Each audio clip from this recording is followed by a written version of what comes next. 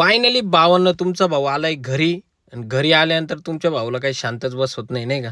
तुमचा भाऊ डायरेक्टली मस्त कपडे बिपडे चेंज केले, मस्त नाईट पॅन्ट घातली, टी शर्ट वगैरे घातलं आणि आपला मोबाईल दिला, मस्त लोकेशनला ठेवून मस्त फुटबॉल बिटबॉल खेळायला गेलो, नाही का.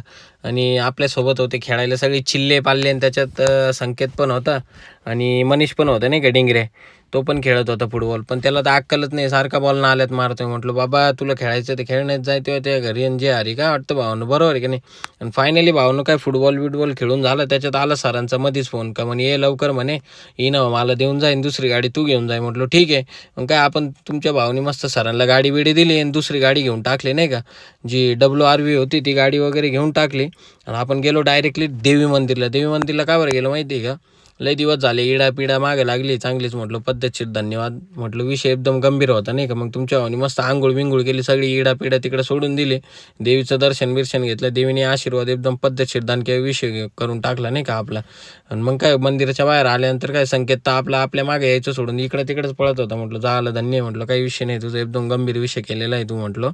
मग काय आपला भाऊ आपण सगळे निघालो, गाडी बिडी बसंती बिसंती घेऊन निघालो. छोटी बसंती होती आपल्याकडे WR.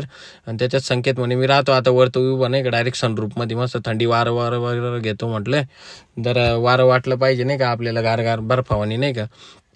आणि फायनली भावांनो मग काय आपण आपल्याला लवकरात लवकर आपण पोचलो आपल्या घरच्या प्रवासाला.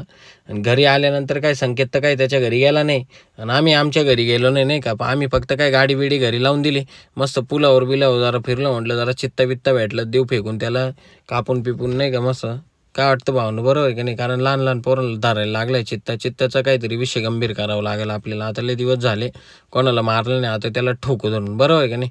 आणि फायनली भावनं रात्रीचे वाजले किती माहिती का, आता डायरेक्ट 12-1 वाजून गेले.